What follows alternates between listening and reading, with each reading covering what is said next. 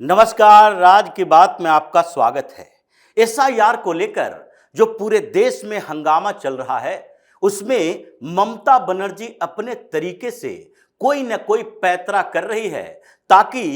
ये 75 लाख घुसपैठियों को बचाया जा सके,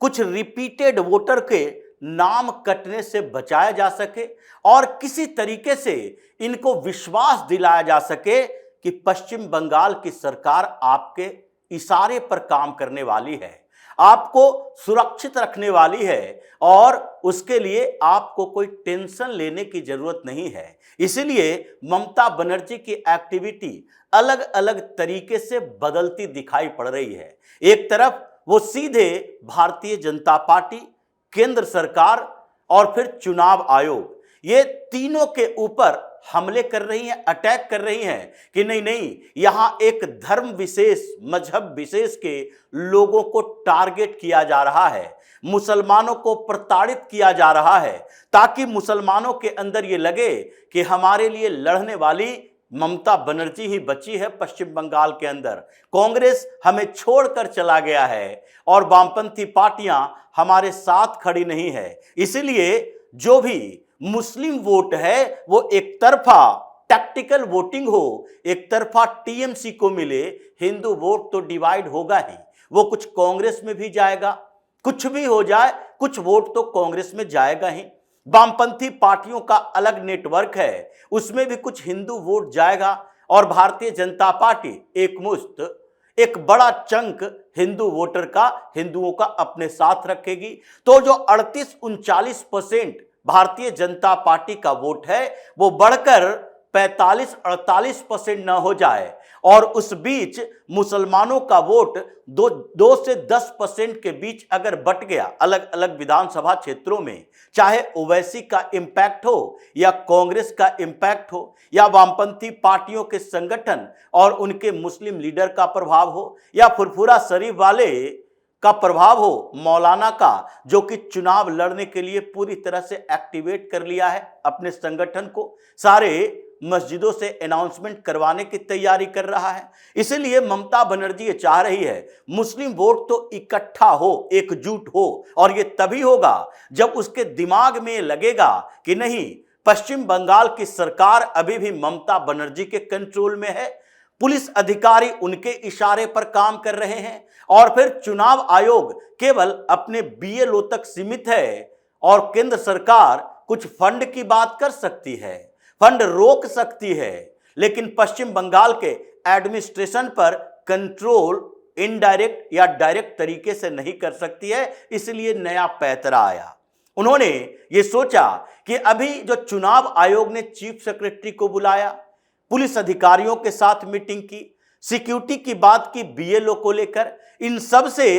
मुसलमानों के मन में यह भ्रम पैदा हो गया है कि लगता है ममता बनर्जी का कंट्रोल कमजोर हो गया, अब इनके हाथों में कुछ नहीं है। और साथ ही जो क्लब सिस्टम चल रहा है, जो टीएमसी के पावरफुल अपने अपने क्षेत्रों में लीडर हैं, उनको भी लगने लगा है अगर ममता बनर्जी इतनी डरी हुई है तो हमारा क्या होगा। इससे पहले कि ममता बनर्जी के हाथों से पश्चिम बंगाल छिन जाए और उसके बाद ये हमारे ऊपर वैसे ही एक्शन शुरू हो जाए जैसे कि उत्तर प्रदेश में माफियाओं के खिलाफ हुआ, जैसे बिहार में शुरू हो चुका है, जैसे महाराष्ट्र में पहले से ही चल रहा है, वैसे ही पश्चिम बंगाल में हो, उससे पहले पाला बदल लो, उससे पहले आने वाली सरकार के साथ चले जाओ, भारतीय जनता पार्टी की तरफ रुख करो और ये अपने गुंडागर्दी को कमजोर करो। इन सब चीजों को देखते हुए जो ग्राउंड रिपोर्ट ममता बनर्जी को मिल रही है, इनकी बेचैनी बढ़ी और उसके बाद इन्होंने एक नया तरकीब सोचा कि एडमिनिस्ट्रेशन पर कंट्रोल बनाए रखने और लोगों को इसे दिखाने के लिए क्या करना पड़ेगा। सबसे पहले ट्रांसफर करना पड़ेगा और यह साबित करना पड़ेगा ये अधिकारी हमारे ही हैं, ये अधिकारी केंद्र से या चुनाव आयोग से संचालित नहीं होते, क्योंकि जैसे ही मॉडल कोड ऑफ कंडक्ट आएगा उसके बाद तो ममता के हाथों से सब कुछ छिन जाएगा। इसलिए पहले सेटिंग में लग गई। जैसे पिछली बार चुनाव आयोग ने इनके ट्रांसफर को रिजेक्ट कर दिया था, कई अधिकारियों को ड्यूटी से हटवा दिया था, उसकी शिकायत हुई थी कि ये लोग धमकियां देते हैं बीएलओ को, ये लोग क्षेत्र में जाकर उन लोगों को परेशान करते हैं जो चुनावी कार्य में अपने आप को रखे हुए हैं। तो ऐसे में जरूरी है ये दिखाने की कोशिश की जाए कि चीफ सेक्रेटरी दिल्ली जाकर चुनाव आयोग से जो भी बात किया हो, लेकिन उसके बाद अभी भी जो पश्चिम बंगाल के कर्मचारी हैं, जो पश्चिम बंगाल का एडमिनिस्ट्रेशन है, वो हमारे ही कंट्रोल में है। इसीलिए उन्होंने एक नया पैतरा देखा और फिर उसके बाद 40 पुलिस अधिकारियों का, ये पुलिस अधिकारी कोई सब इंस्पेक्टर नहीं है, ये सुपरिटेंडेंट ऑफ पुलिस है, यानी कि एसपी हैं डिस्ट्रिक्ट का। 40 पुलिस अधिकारी जिसमें एसपी, डीआईजी, आईजी रैंक के अधिकारी हैं, उसका अचानक से ट्रांसफर होता है। ये झारग्राम, मालदा, इन सब जगहों पर जो पुलिस अधिकारी, एसपी जो थे, जो चुनाव आयोग ने इन लोगों से शिकायतें की थी, इसकी मीटिंग ली थी और इनको जिम्मेदारी दी थी सिक्योरिटी की, बीएलओ की, कि इस व्यवस्था में कोई कमी आई तो गाज आपके ऊपर गिरेगी। ममता बनर्जी ने गाज गिरा दिया। ममता बनर्जी ने देखा कि इन अधिकारियों का अब स्तर कमजोर हो गया है। अब इसे ये नहीं माना जाता, लोग ये नहीं मानते कि ये टीएमसी के इशारे पर काम करेंगे। अब लोगों के दिमाग में लग गया है कि ये पुलिस अधिकारी जो हैं वो अब चुनाव आयोग से डरे हुए हैं, ये केंद्र सरकार से डरे हुए हैं, ये कहीं हमें डिप्यूटेशन पर बुला न ले, कहीं दूसरे स्टेट में ट्रांसफर न कर दे, कहीं हमारा सस्पेंशन ऑर्डर ना आ जाए। इसीलिए इनके डर को खत्म करने के बदले इन्हीं को ही बाहर कर दो। और ममता बनर्जी ने यही किया। 40 पुलिस अधिकारी, जिसमें ये दिनाजपुर, उत्तरी दिनाजपुर, मालदा, झारग्राम, ये वो इलाके हैं जहां मुसलमानों की जनसंख्या ज्यादा है। ये दिनाजपुर में ही चुनाव आयोग ने जो लिस्ट जारी की थी 2003 और 2025 के वोटर लिस्ट का, उसमें यही बताया गया था कि ये पूरे इलाके ऐसे हैं जहां पर सैकड़ों गुना ज्यादा, ये अलग अलग क्षेत्रों की बात है कि कोलकाता में जहां पर 4% वोट बढ़े हैं ये पूरे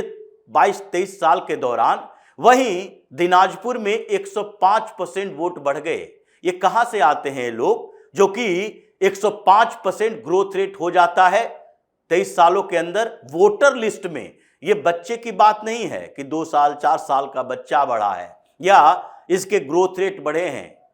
पैदा होने के संख्या बढ़ी है, बल्कि ये वोटर लिस्ट में नाम बढ़ा है 105%। मुर्शिदाबाद में 87% बढ़ा है। और इन जगहों पर जहां पर 30 से 35% एवरेज बढ़ना चाहिए मैक्सिमम, क्योंकि अगर कोलकाता में 4 से 5% बढ़ रहे हैं जो कि अर्बन एरिया है और वहां पर पलायन भी होता है और वहां लोग जाकर काम भी करते हैं, जो लंबे समय तक रह रहे हैं उनका वोटर लिस्ट में नाम भी जुड़ जाता है। लेकिन ये कोलकाता में 4% बढ़ता है और मुर्शिदाबाद में 87% बढ़ता है, तो मुर्शिदाबाद में कौन से ऐसे फैक्ट्रियां लगी हुई है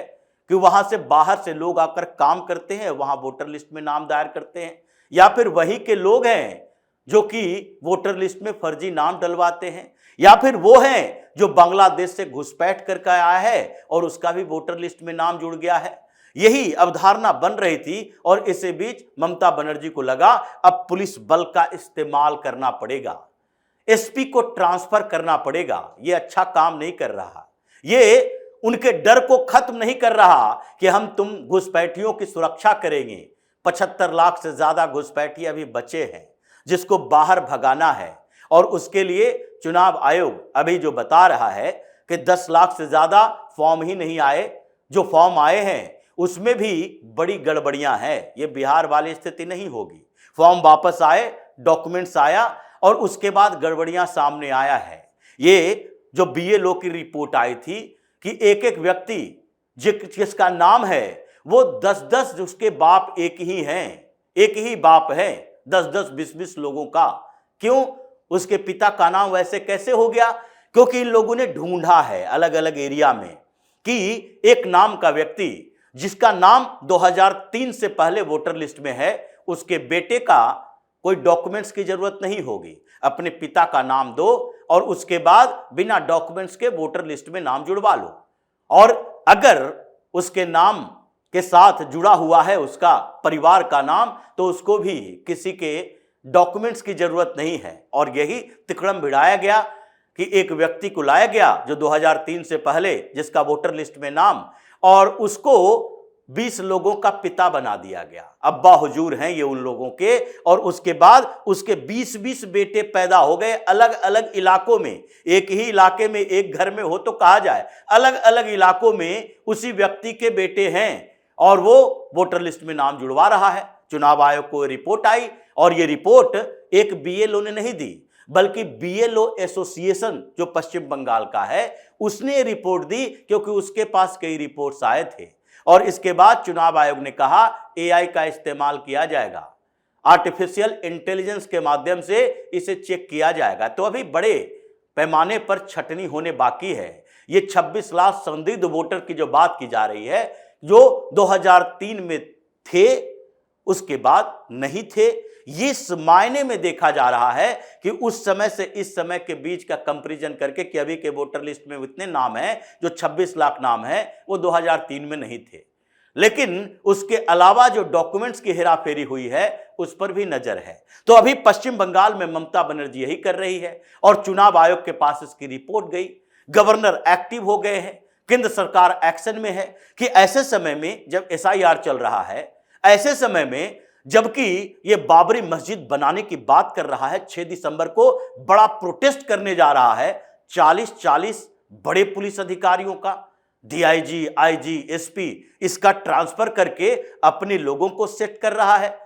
और ये ममता बनर्जी की पार्टी और ममता बनर्जी खुद, जिसके पास खुद ही होम पोर्टफोलियो है, होम मिनिस्टर वो खुद है, उन्होंने ही ये डिसीजन लिया, क्योंकि मीटिंग का दौर टीएमसी में चल रहा है, ग्राउंड से रिपोर्ट आ रही है, भगदड़ मच गया है, तो इसको शांत करना है। ऐसी स्थितियों में अब आगे एक्शन गवर्नर का होगा, चुनाव आयोग की रिपोर्ट जाएगी कि अभी मॉडल कोड ऑफ कंडक्ट तो लागू नहीं हुआ, लेकिन फिर भी एसआईआर के बीच में जिस तरह के ये पुलिस अधिकारियों का, आईएएस अधिकारियों का ट्रांसफर किया जा रहा है आगे, इसलिए ताकि मॉडल कोड ऑफ कंडक्ट जारी हो, तो उसके बाद लागू होने के बाद यही अधिकारी जो कि हमारे लोग हैं वही चुनाव को कंडक्ट करवाएं और चुनाव में फिर यही बम बारूद,